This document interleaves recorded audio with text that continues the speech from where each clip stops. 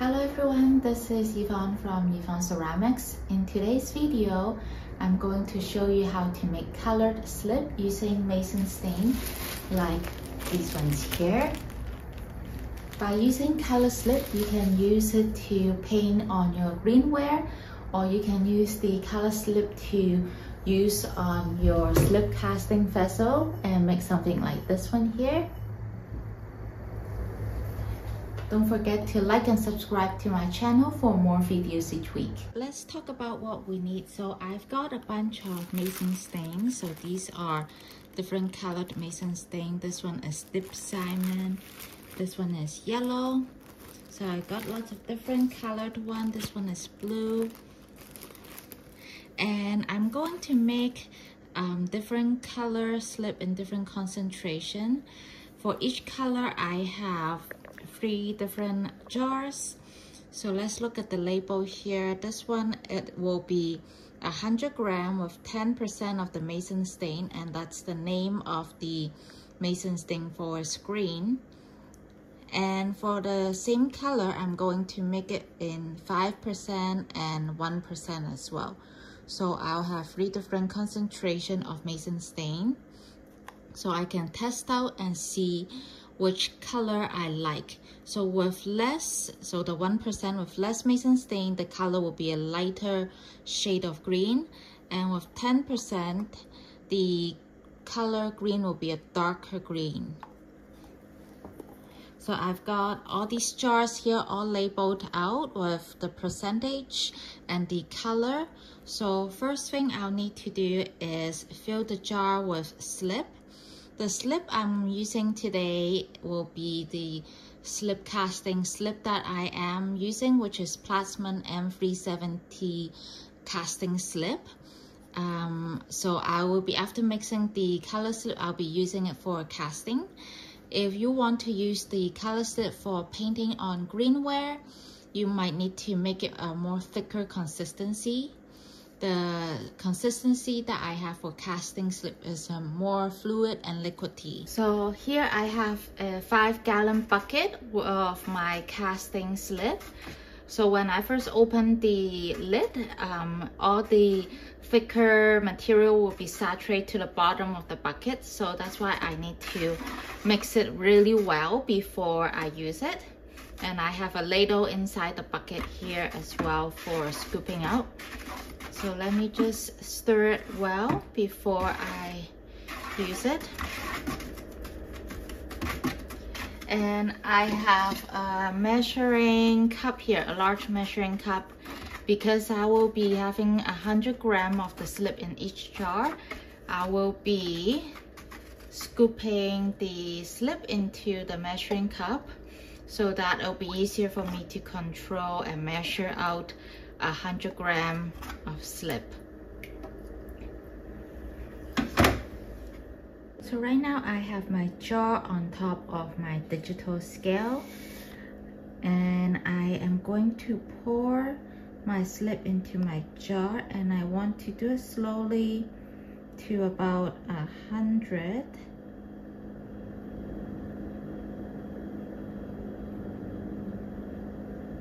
So it's almost there.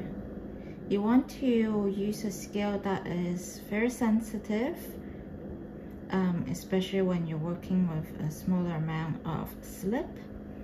We're really close.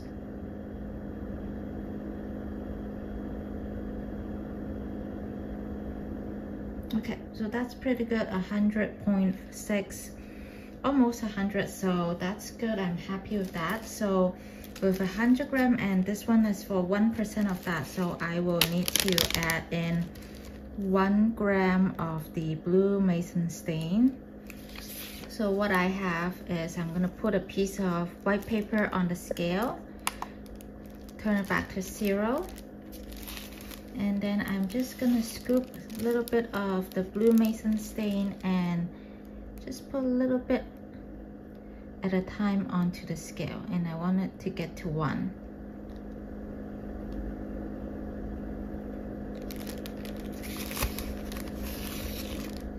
So different mason stain has different price point. The blue and red and yellow, they are not that expensive. The most expensive Mason stain right now is the pink one that I have. And then the purple one is also very expensive. Okay, so that's 1.8, pretty good for me. And what I need to do next is I am going to pour this into my jar. So let me just show you. So I have my slip here, and just going to just do that. Pour it in. You don't want to have too much movement and create a lot of dust while pouring this in. It will be better if you do it outdoor.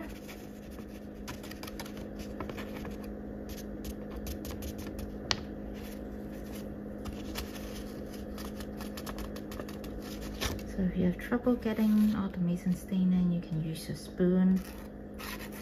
Scoop some of that in.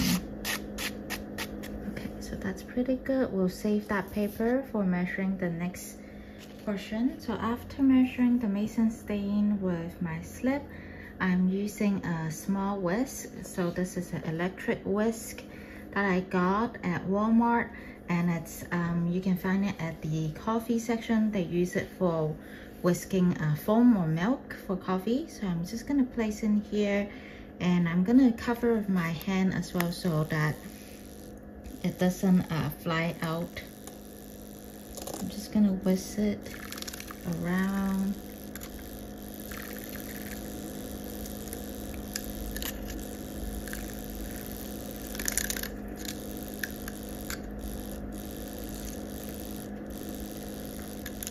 So you need to make sure that it is properly mixed. I see that there's some stain on the bottom, so I need to mix it well. So I finished mixing the three colors. So this is the blue with 1% Mason stain. This is the 5% Mason stain and 10%. You can definitely visually see the difference. Let me just kind of zoom in a bit for you. So that's 1, 5, and 10%. You can see that the 10% is definitely darker in blue because it has more Mason stain. So now I'll go ahead and do the other colors. I also want to create textiles of the 3 different concentrations. So I have my plaster bag here, and with masking tape I labeled 1, 5, and 10%. So this is 1%. I'm just gonna pour a small drop of the slip over here. There, so that's 1. Then that's 5. And 10.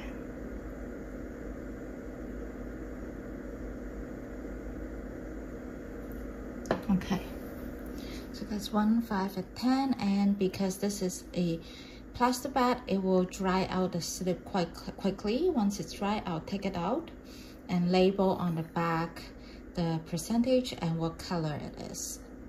So the first row of color slip has dried on the plaster bag, and I'm going to use my black underglaze pencil to write on the back to label it so that I will not forget what color and what percent this is. So this is 10% of the blue. And once I finish labeling, I'm gonna put it on the side to dry. I finished glaze firing the colored clay, and I want to show you guys the results. First, I want to look at the little test dots that I have.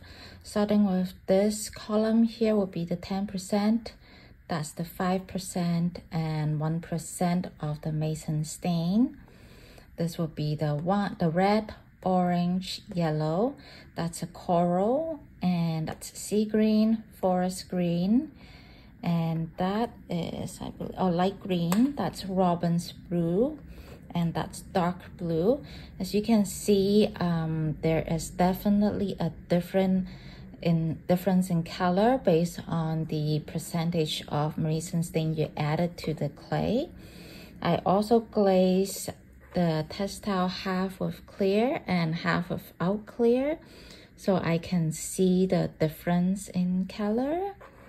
The clay that I use is Plasmon M370, which is a white stoneware fired to cone 6 using Camille Hoffman firing schedule. So yeah, this is a great test. So I'm going to put it up on my color board so I can see which color I like to use. So if I like, let's say the yellow, but I think it is too pale, just a little bit more color, I can do, instead of 1%, I can add like 2% or 3%.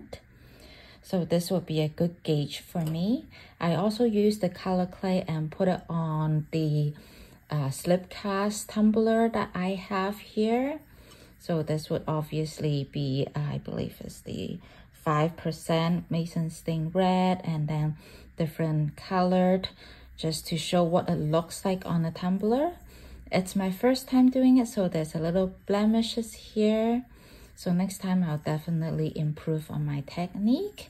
The inside is just the color of the white stoneware clay. But yeah, this is a very fun exercise for me. Thank you everyone for watching. I hope this is helpful to you. I'll see you guys next time. Bye bye.